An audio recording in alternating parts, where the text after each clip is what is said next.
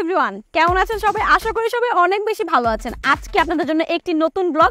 এই ব্লগে আমার সাথে আছে আমার মামা। এই তো হ্যালো গাইস। তো গাইস, আজকে একটা মজার ভিডিও হতে যাচ্ছে, কারণ আমার মামা নিয়েছে 8 ঘন্টার মাঠের নিচে থাকার চ্যালেঞ্জ ডিয়ার। তো কেমনে এই ডিয়ারটা পালন করবে মামা, সেটাই আজকে আপনাদের সাথে দেখাবো। মামা, আপনার অনুভূতিটাকে একটু বলেন। Hello guys, welcome to new another video. আজকে আমি যে ভিডিওটা করছি এইটা এই পৃথিবীর কেউ কোনোদিন চিন্তাও করে নাই, আর করতেও পারে নাই, করতে পারবে কিনা তাও আমি জানি না। আজকে আমি মাটির নিচে, আজকে এখন 12:30 বাজে, সকাল 6:30 পর্যন্ত আমি মাটির নিচে থাকবো।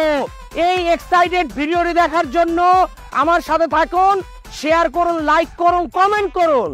গাইস, আপনারা যদি মনে করেন যে মামা এটার ভিতরে গেলে মরে যাবে, এরকম কোনো চিন্তা করার কিছু নাই, কারণ মামা এতটাই চালাক যে মামার সাথে নিয়ে আসছে অক্সিজেন সিলিন্ডার। মামা আসো ভাগ্নে। এই এই রাত্রিবেলা আপনারা এখানে কি করছেন? আরে মাটি মাটি খুঁড়ে এইসব নিয়ে কি করছেন? এক্সকিউজ মি, আপনার কে বলার আমরা কি করতেছি? আমরা এটা করছি, আমরা সিলিন্ডার নিয়ে আসছি, আপনার কি সমস্যা? আপনারা যা খুশি করেন, আমার কোনো সমস্যা নেই। রাত 12টার সময় এসে ওই মাঠের মধ্যে অন্ধকারে এইসব মাটি মাটি খুঁড়ে এইসব সিলিন্ডার মিলিন্ডার নিয়ে এসব করা যাবে না। মানুষ এটা আপনি কিছু বলতেছেন? Hey, who are you? আমার যা মনে হচ্ছে আমি তাই করুন, তোমার জিজ্ঞেস করবো। এই গর্তের মধ্যে লাগানো যাবে না, এই গর্তের মধ্যে খবরদার লাগবেন না। আর এইসব তো ধর্মীয় বিরোধী কাজ ভাই। হালার পা হালায় কয় কি ওরে, আজকে বিকালে দেখলাম ওই বাগানের সামনে খাড়ায় মুক্ত আছে, তুই বেটা মুক্তা পানি লস না, আজ্ঞা হোস না, তুই কইতেছ ধর্মকথা। হালার পা হালারা গেলি। চলো চলো চলো।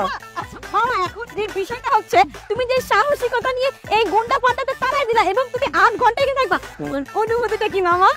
আরে গাইস, আমি হ্যাপি এক্সাইটেড।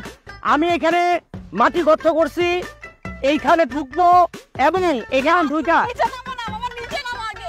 এই যে গাইস, আমি এখন গর্তের ভিতরে নামলাম। মামা, তুমি যে কি জিনিস একটা, তুমি একেবারে সেলিব্রিটি হয়ে যাবে, এটা ভাইরাল হয়ে যাবে, তুমি তো দেখো। এই যে গাইস, অক্সিজেন সিলিন্ডার, এই অক্সিজেন সিলিন্ডার আমাকে সকাল 6:30 পর্যন্ত বাঁচিয়ে রাখবে।